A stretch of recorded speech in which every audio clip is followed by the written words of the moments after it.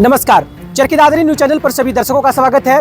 जैसा कि आप सभी को पता होगा, कुछ दिन पहले यहाँ ट्रेन की पटरियां पार करते हुए एक युवती की ट्रेन की चपेट में आ गई थी और वो घायल भी हुई थी और काफ़ी गंभीर चोट भी उसे आई थी। और इस तरह के कई हादसे होते रहते हैं। थोड़ी देर पहले यहाँ से एक बाइक सवार ट्रेन की फाटक बंद होने के बाद यहाँ बाइक निकालता है और सरेआम बाइक जो है वो इस पटरी पर गिर जाती है।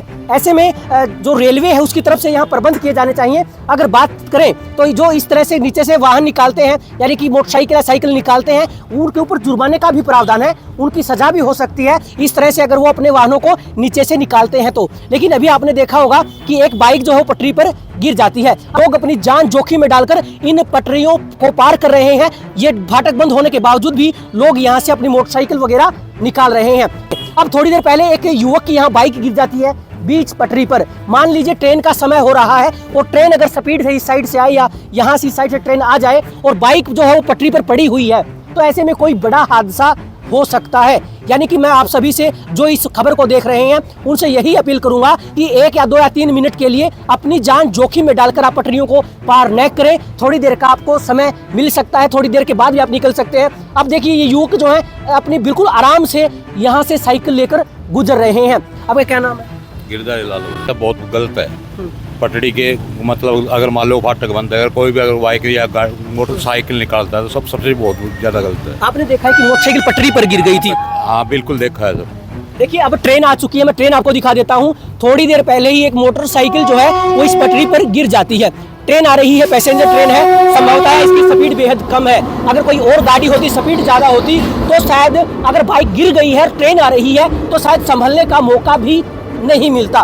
तो ऐसे में मैं यही कहना चाहूँगा रेलवे विभाग से या जीआरपीएफ की चौकी से और लोकल प्रशासन से भी कि इन चीज़ों पर निगरानी रखें और जो फाटक बंद होने के बाद नीचे से अपनी मोटरसाइकिल या साइकिल निकालते हैं उनके ऊपर कड़ी कानूनी कार्रवाई होनी चाहिए, यहाँ तक कि उनका चालान भी बनाया जाना चाहिए। इस वक्त मैं चरखी दादरी में रोहतक फाटक पर मौजूद हूँ। थोड़ी देर पहले यहाँ से एक मालगाड़ी ने क्रॉसिंग की है, फाटक बंद थी और काफ़ी युवक इस फाटक के नीचे से अपनी मोटरसाइकिल ले जाते हुए नजर आए हैं। यही नज़ारा ढाणी फाटक पर भी था। तो हद तो तब हो गई जब ढाणी फाटक पर एक युवक बीच ट्रैक पर अपनी मोटरसाइकिल को गिरा देता है और महज कुछ ही देर के बाद वहां से ट्रेन भी गुजरती है। ऐसे में कोई बड़ा हादसा हो सकता है। इस मामले को लेकर जब हमने जीआरपी जो चौकी इंचार्ज है कृष्ण कुमार, उनसे बातचीत की तो उनका कहना है कि जो लोग फाटक बंद होने के बाद अपनी मोटरसाइकिल को नीचे से गुजारते हैं, ऐसे लोगों के खिलाफ कड़ी कानूनी कार्रवाई अमल में लाई जाएगी।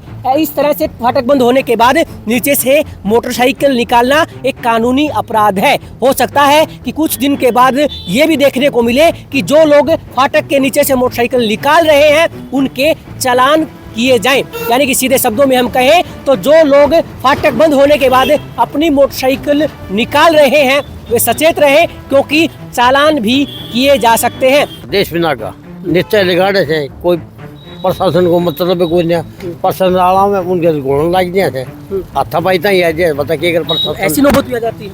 आज या आई कई बार है, फाटक वाले को कुछ समझते ही नहीं, फाटक वाले को तो कुछ समझते ही नहीं है। जो महकमा का जा है पुलिस वाला जब्ते लगाने बंद कर देते हैं, फिर भी लगाते हैं कदुक्का।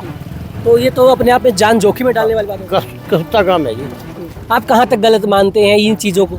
हम तो इन कति बिल्कुल नाराज हैं इस बात पे हम साहब। तो कुछ चालान वगैरह होने चाहिए ऐसे लोगों के। खूब होना चाहिए, अच्छा चालान होना चाहिए। तारीख पता ताकि विरोध लाके दौड़ता ही और तारीख किस तरह भुगते जाता है कि भविष्य में कोई ना करे काम। तो लोग यहाँ से मोटरसाइकिल निकालते हैं और किसी वजह से अगर हादसा हो जाए तो कहाँ तक नुकसान हो सकता है? काफी नुकसान हो सके से आपको खुद तो हो और नबली के मरने से काफी आदमी परेशान रहती है। एक का कारण रेल में बैठा जाना। जैसा कि इस वक्त मैं जीआरपी चौकी के बाहर मौजूद हूँ और चौकी इंचार्ज कृष्ण जी मेरे साथ जुड़े हैं।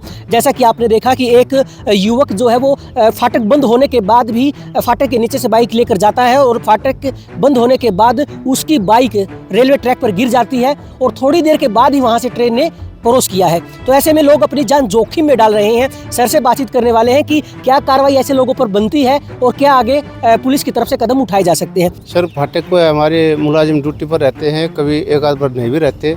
जो भी कोई फाटक क्रॉस करता है उसके खिलाफ सख्त कार्रवाई करते हैं और आरपीएफ के उसमें हम भेज देते हैं। ये रेलवे एक्ट का मामला होता है, अगर कोई हादसा वगैरह हो जाता है तो उसकी जीआरपी करती है। और बाकी ये फाटक पार करना या लाइन क्रॉस करना बिल्कुल खतरे से खाली नहीं है।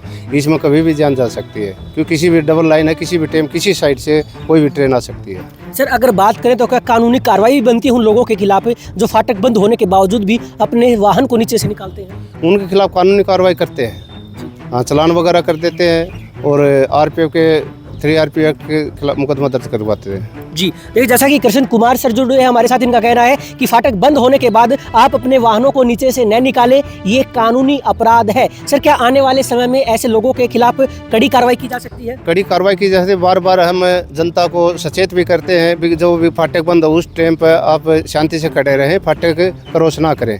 लेकिन कभी कभार कोई जल्दी में एक आधा कर भी जाता है तो उनको हम रोकते भी हैं। जी देखिए, अगर सर का कहना है कि ये कानूनी अपराध है, आप अपनी जान जोखिम में मत डालिए। फाटक बंद होने के बाद आप रेलवे ट्रैक को पार मत कीजिए। डबल लाइन है, किसी भी साइड से ट्रेन आ सकती है, तो ऐसे में आप सावधानी के साथ जब फाटक खुल जाए उसके बाद ही उसे पार करें, अन्यथा कानूनी कार्रवाई उन लोगों के खिलाफ की जा सकती है जो नियमों की अवहेलना करते हैं। चरखी दादरी न्यूज़ चैनल के साथ जुड़े रहें, खबरों का सिलसिला जारी रहेगा।